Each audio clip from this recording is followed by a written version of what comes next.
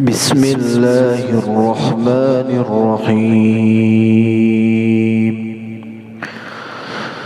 لا أقسم بيوم القيامة ولا أقسم بالنفس اللوامة.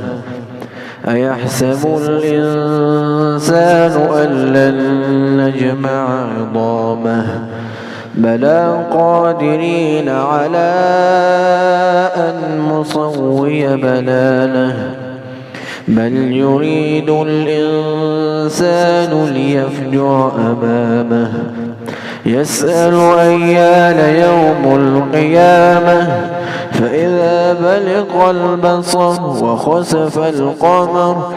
وجمع الشمس والقمر يقول الإنسان يومئذ أين المفر كلا لا وزر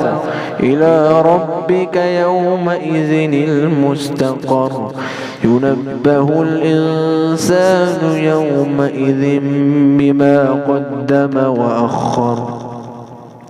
بل الإنسان على نفسه بصيرة ولو ألقى معاذيره لا تحرك به لسانك لتعجل به إن علينا جمعه وقرآنه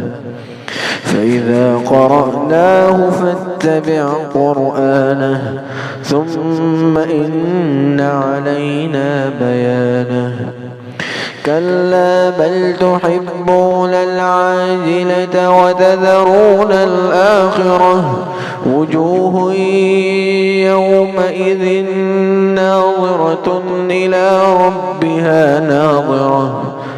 ووجوه يومئذ باسرة تظن أن يفعل بها فاقرة كلا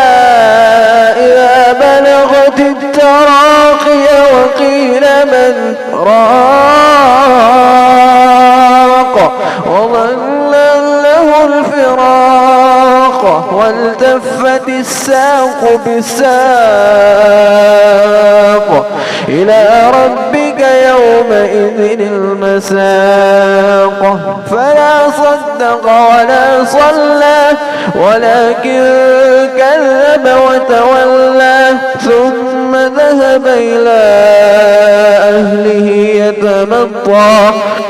أولى لك فأولى ثم أولى لك فأولى أيحسب الإنسان أن يترك سدى ألم يكن نطفة من مني يمنى ثم كان علقة فخلق فسوى فجعل منه الزوجين الذكر والأنثى